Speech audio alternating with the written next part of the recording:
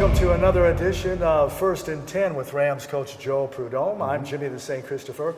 Rams lost 52-10 to Texas A&M Kingsville Saturday night down south.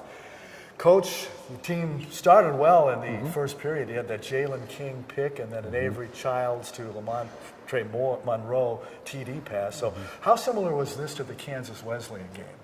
Oh, it's two totally different opponents. I mean, you know, look at Texas A&M Kingsville. They took the defending national champions to overtime, double overtime, and really had a chance to beat them. So the level of play was unbelievable. They had some great players, and they were incredibly fast, very physical, well coached, aggressive defense. But as far as the way the game played out, it was a little bit similar as far as it was early on. You know, we hung in there really well, made a few mistakes, and that's the kind of team that capitalizes in a hurry. Did you see the gut check and the toughness that you said last week that you wanted to see? You know, in spots I did. In a lot of our spots I saw that. I saw areas that we got to really improve on, and that's one of the great things about playing a team that is that, you know, strong of a program is you find out real quick what needs to be fixed. And, you know, some things that we were concerned about came out. Some things that we were, you know, not quite sure about came out and looked really good for us. So, you know, I was pleased overall as far as the level of effort in most areas. We got to improve in special teams. That was one. What else did you learn from the loss? You know, I learned that, you know, Avery Childs is a pretty mentally tough kid, took one sack, was able to avoid that, you know, demonstrated pretty well in the offense. We had some defensive guys. The corners played outstanding. The D-line played pretty good. Offensive line was a little overmatched, but, you know, I learned that we can hang and that we're playing some really good people. 69 total yards against a very tough defense, as you said last week, and as you saw last Saturday night. How do you pick up the offense? You know, even though you went against a tough opponent like that, how do you pick up the offense when you have that little amount of offense? Well, you get a different team on the field to play.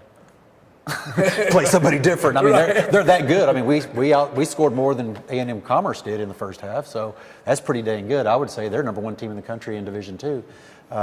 So, you know, we're ready to crank our offense back up and go. We had to be a little bit more conservative just because of the speed of their defense, the aggressiveness of their defense. It forced our hand a little bit to do some things that we didn't want to do. So that was, you know, we'll get back to doing what we do.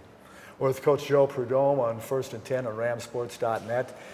The defense, speaking of which, they had a couple, you know, 3 turnovers, a couple forced fumbles in the pick. And what did you see out of them? You know, they did a good job. They're very opportunistic as far as forcing the turnovers. Unfortunately, they got worn down. They were out there too long. And they were playing a huge offensive line, very physical offense. And their running backs, probably the most physical backs I've seen since I've been here. They just wore down. But, boy, they made a lot of good plays. I was pleased overall with the level of compete.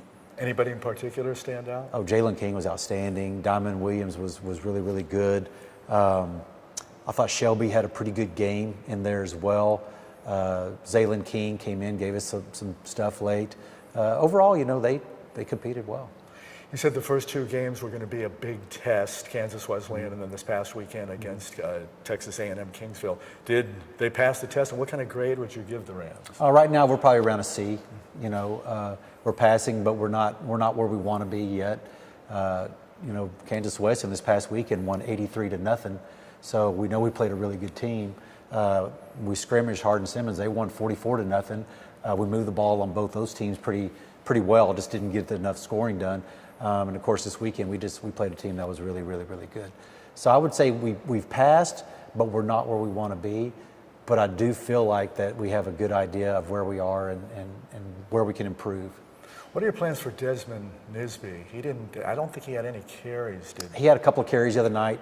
He ended up getting 2 personal fouls, and so he was ejected. Basically, he was targeted, and I mean they tackled him and drove him back 15 yards, and then threw him on his head, and he reacted to it, which is understandable. The other one was, you know, is kind of a on the bottom of the pile type activity that he reacted to. You know, we plan on getting him more involved as he gets better in practice. He had a really good week last week.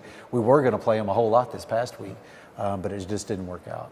And Donovan Isom, Ice, as they call him, the Southeastern Louisiana transfer, was hurt in the second quarter of the Kansas Wesleyan game. How's he doing? Is he going to be able to play in practice this week? Better. We sure hope so. We're waiting on the trainers to give him the green light, but he's really responded well, and we're hopeful he'll play this week.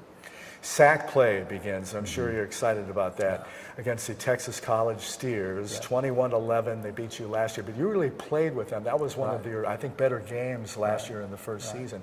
What do you see out of them, if anything? Well, we were having to go off of last year. They hadn't played yet. So we're basically working off of last year and what we know about them, of the roster, composition, and just trying to prepare for what we think we're going to see. Saturday night, another game at Farrington Field. It'll be a 5 o'clock Hank 92.1 FM. Their Ram Zone gets underway at 5 o'clock. So you're looking forward to obviously being back home again at Farrington. Oh, yeah. That was a very hostile environment we were in the other night for a lot of reasons. I watched a little bit of it. Well, I mean, their tailgating scene's pretty wild, too. You got to go through that. But, no, it was an interesting deal. The fans were very vocal. They had a student section right behind our bench, and I've heard words I hadn't heard in a long, long time down there, and so getting back home will be good for us. We like playing at home. We're good at home, I believe, and we've gotten into a good routine of what we're doing, so I feel good about it. Maybe sans the words that you haven't heard in a long time. Maybe that'll be a blueprint for Rams fans, starting with the tailgating with the Hank Ram Zone at 5 o'clock, to come out and cheer on the Rams. They're getting close to a victory. There's going to be a victory this year. It's not going to be like the Browns, we went 2 years, one win in 2 years ago, and then no wins last year. But maybe you can at least get a tie like the Browns did. We're going to go for it. We're going to go for it and go for the W. It's just good to be able to get back to conference play, and we've played some really tough teams. Not that the conference isn't tough. The conference is tough, but I feel like we've prepared our team, and I feel really good about this week. And you said last week before 2 weeks ago before the Kansas Wesleyan game, and then before you played Texas A&M Kingsville, that would be a good gut check, and you could see find out their toughness and find out their aggressiveness, and you saw that, and hopefully it'll come out to the field on this Saturday night. 7 o'clock kickoff, 5 o'clock again, Ram Zone 92.1 Hank FM. Ram Zone begins at 5 o'clock. And Coach, we'll see you as I roll in early. Last home game I saw you, I got there real early. I'll get there real early again. And good luck on Saturday night. And as I've been saying, there's a W in the works. Hopefully it'll come this week.